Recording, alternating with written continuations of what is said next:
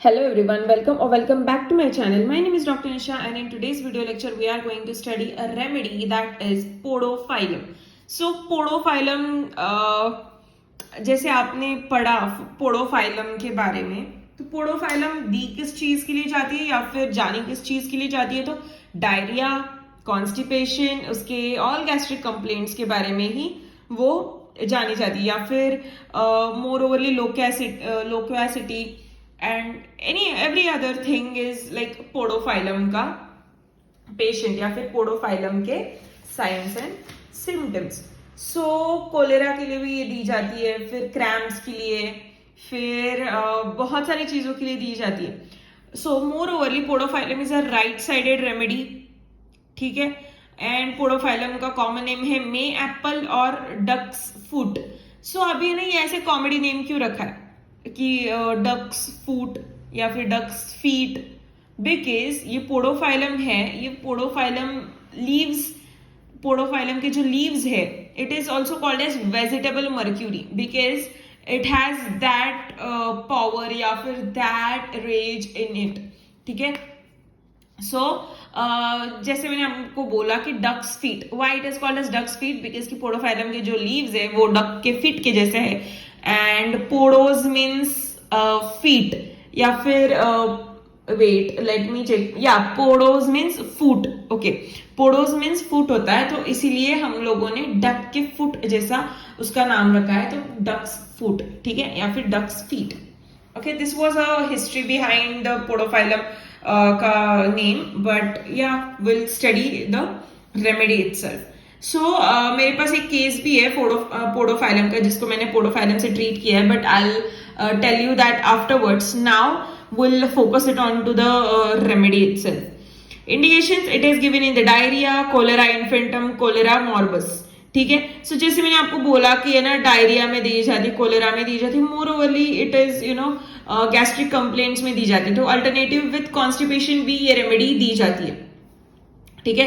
There is aggravation in the morning and tendency to anal prolapse are vulnerable indications. Like anal prolapse हम लोगों ने बहुत बार सुना होगा कि एनल प्रोलैप्स होता है. सो एनल प्रोलैप्स मतलब क्या, जो एनल कैनाल है वो एक सॉक्स की तरह है, ठीक है.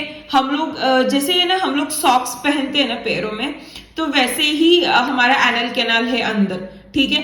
तो जब वो प्रोलैप्स होता है ना, that time it comes downward and downward. जैसे सॉक्स लूज होता है आगे की साइड से, फुट के साइड से या फिर टो के साइड से, वो कैसे बाहर आता है, that kind of situation is happened in the prolapse of rectum या फिर एनल कैनाल, ठीक है.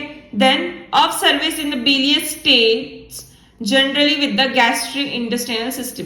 मतलब बाइल जूस मतलब मोर ओवरली ये ना थोड़ा एसिडिटी की तरफ भी जा रहा है. हम लोग बोलते हैं ना कभी कभी कि यार मेरा पेट बहुत गड़बड़ कर रहा है आज, मेरा है ना, मतलब मुझे यहाँ पे जलन भी हो रही है, थोड़ा पेट भी दर्द कर रहा है हल्का हल्का सा, और मुझे ऐसे नॉशिएटिक फीलिंग भी हो रही है, और सुबह से ना ऐसे अलग ही डकार मतलब वाटर बैशेस आ रहे को खट्टे से, एंड मुझे ना थोड़ी जुलाब भी हो गई या फिर पतली पॉटी भी हो गई है.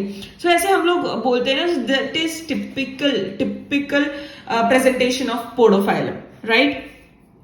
Then head is rolling of head from side to side with moaning because there is a colicky pain. So यहाँ से वहाँ वो करते रहते हैं. Then mouth desires to press the gums together. Diarrhea of teething children. So teething children में वो ना ऐसे घिसते हैं दांत, ठीक है, वो ऐसे ग्रंटिंग टाइप ऑफ थिंग करते हैं, लेकिन वो ऐसे पुश करते हैं एक दूसरे के ऊपर. That is the dentitional diarrhoea. तो डेंटेशनल डायरिया के लिए और कौन सी रेमेडी है, तो चैमोमिला है, cina. But there is difference in this. So chamomilla cina में वो मोर ओवरली वो इरिटेबल रहेंगे, उनका स्टूल का कलर डिफरेंट रहेगा. सो मैं ये बता दूं, इसका स्टूल का जो कलर रहता है ना, तो वो मोर ओवरली जेली लाइक रहता है, ग्रीनिश वाटरी, उसका अलग ही स्मेल आता है, और गशिंग से and very loose undigested things come out of stool, मतलब undigested food particles come out of stool. So this type of stool is spinach like stool and all, फिर mucus like stools that are more overly closer to the chamomilla and sina, ठीक है. But इसका ये difference है. Now let's see other thing, that is the stomach part. There is present of vomiting, prostrated, Then with severe epigastric pain, which I have told you, severe epigastric pain, the efforts of vomiting continues after the stomach is empty, affecting the duodenum, resulting in the vomiting of a bile and blood. So यही मतलब ऐसे पेट दर्द कर रहा है और खाने के बाद ठीक है, बट ना अगर खाना नहीं हो गया ना तो बहुत ज्यादा ऐसे जलन जलन नॉशियाटिक रहेगा एंड वो है ना ऐसे सार वोमिटिंग कर देगा, ठीक है. So this type of patient is podophyllum. Then there is abdominal colic या फिर colic of infant with severe colic of infant with retraction of abdomen, ठीक है. ये हो गया चिल्ड्रन में, चाइल्ड कंप्लेंट्स है ये, तो ये हो गया डेंटिशनल डायरिया में, ठीक है. Now rectum. So keep this in mind, rectum का पार्ट इंपॉर्टेंट है. तो रेक्टम में क्या होता है, तो diarrhoea of copious large stools with no seems to be weak in the patient. In children there is more overly prostration seen, ठीक है, but in adults there is no weakness is seen. Why? That I'm going to tell. Diarrhea proceed by gripping and colic. There is pain with heat and pain in the anus. जल जो बोलते हैं ना हम, मुझे बहुत ऐसे तीखा खाने के बाद जो in my language, in my mother tongue, it is called as जळजळ होता है मला. So that thing मतलब थोड़ा सा burning sensation या फिर जलना हमारे anal region में, that is the indication of this remedy, that या फिर that is very prominently seen in this remedy, ठीक है. The diarrhea of watery, gushing, foul and painless diarrhea in the morning, driven him to the bed and pass, ठीक है. सो है ना बहुत ज्यादा पेनलेस डायरिया है, गशिंग मतलब डायरिया करते समय कोई पेन नहीं है, बट उसके पहले there is a colicky pain, colicky abdominal pain, but not during the diarrhoea, ठीक है. और watery gushing and loud and more, ठीक है, और उसका स्मेल भी काफी गंदा है, ठीक है. Then stool proceeds by the heat in the abdomen followed by the feeling of great emptiness. तो स्टूल्स के बाद मतलब बहुत ज्यादा संकन एंड एम्प्टीनेस लगता है हमारे पेट में, so that is a podophyllum. After passing stools या फिर after diarrhoea there is sunken and empty feeling into the stomach is podophyllum, ठीक है. देन विथ कोलिकी पेन पहले होता है, फिर डायरिया होएगा, फिर डायरिया के बाद एम्प्टीनेस लगेगा. This is the sequence of podophyllum, ठीक है. Then prolapse of ani before and with stool, after stool from least motion.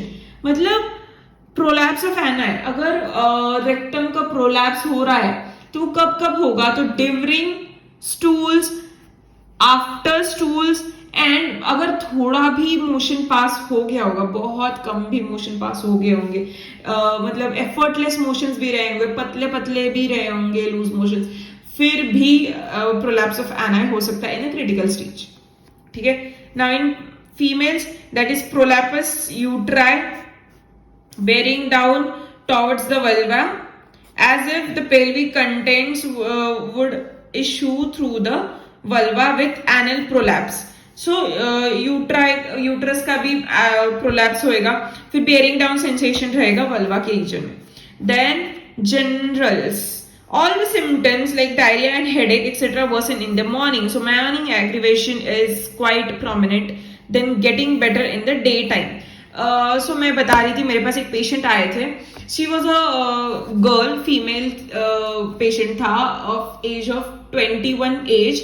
She was unmarried and she came to me and she was complaining कि है ना 2 हफ्ते से मुझे loose motion का तकलीफ हो रहा है. So why? Because she was having her mains exam, ठीक है.